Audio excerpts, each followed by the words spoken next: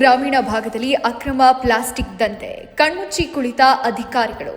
Hubballi plastic ಮುಕ್ತ ಭಾರತ ಪ್ರಧಾನಮಂತ್ರಿ ನರೇಂದ್ರ ಮೋದಿಯವರ ಕನಸು. ಆದರೆ ಆ ಕನಸಿಗೆ ಕೆಲವೊಂದಿಷ್ಟು ದಂಧೆಕೋರರು ಕೊಳ್ಳಿ ಇಡ್ತಿದ್ದಾರೆ. ಹುಬ್ಬಳ್ಳಿಯ ಗ್ರಾಮೀಣ ಭಾಗದಲ್ಲಿ ಗೋಡಾನ್ ಒಂದರಲ್ಲಿ ರಾಶಿಗಟ್ಟಲೆ ಅಕ್ರಮವಾಗಿ ಪ್ಲಾಸ್ಟಿಕ್ ತುಂಬಿದ್ದಾರೆ. ಅಷ್ಟಕ್ಕೋದು ಎಲ್ಲಿ ಅಂತೀರಾ? ಇಲ್ಲಿದೆ ನೋಡಿ. ಹೌದು, ಹುಬ್ಬಳ್ಳಿ ತಾಲೂಕಿನ ಕೋಟಗುಂಡ ಹುಣಶಿ ಗ್ರಾಮದ ಹೊರವಲಯದಲ್ಲಿ ಮನೋಜ್ ಎಂಬುವರಿಗೆ ಸೇರಿದ ಇಡೀ ಗೋಡೌನ್ನಲ್ಲಿ ರಾಶಿಗಟ್ಟಲೆ ಅಕ್ರಮವಾಗಿ ಪ್ಲಾಸ್ಟಿಕ್ ಅನ್ನ ಶೇಖರಣೆ ಮಾಡಲಾಗಿದೆ. ಇಡೀ ಗೋಡೌನ್ ತುಂಬಾ ಪ್ಲಾಸ್ಟಿಕ್ ಇಟ್ಟು ಸಿಟಿಯತ್ತ ಸಾಗಿಸುತ್ತಿದ್ದಾರೆ. ಮಹಾನಗರ ಪಾಲಿಕೆ ಅಕ್ರಮ ಪ್ಲಾಸ್ಟಿಕ್ ದಂಧೆಗೆ ಕಡಿವಾಣ ಹಾಕ್ತಾ ಇದ್ರು. ಇದುವರೆಗೂ ಈ ಅಕ್ರಮ ಪ್ಲಾಸ್ಟಿಕ್ ಮಾರಾಟ ಕಡಿಮೆ ಆಗ್ತಾ ಇಲ್ಲ. ಈಗ ಸಿಟಿ ಬಿಟ್ಟ ದಂಧೆಕೋರರು ಹುಬ್ಬಳ್ಳಿ ಗ್ರಾಮೀಣ ಭಾಗದಲ್ಲಿ ಅಕ್ರಮವಾಗಿ ಪ್ಲಾಸ್ಟಿಕ್ ದಂಧೆ ಮಾಡ್ತಿದ್ದಾರೆ.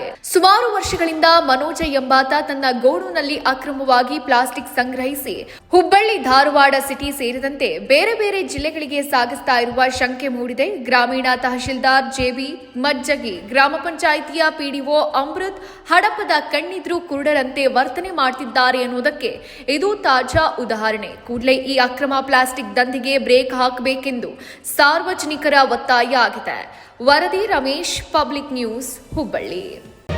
ಮತ್ತಷ್ಟು ಸುದ್ದಿಗಳಿಗಾಗಿ ನೋಡ್ತಾ ಇರಿ ಪಬ್ಲಿಕ್ ನ್ಯೂಸ್ 24x7. ಇದು ಸತ್ಯದ ಧ್ವನಿ.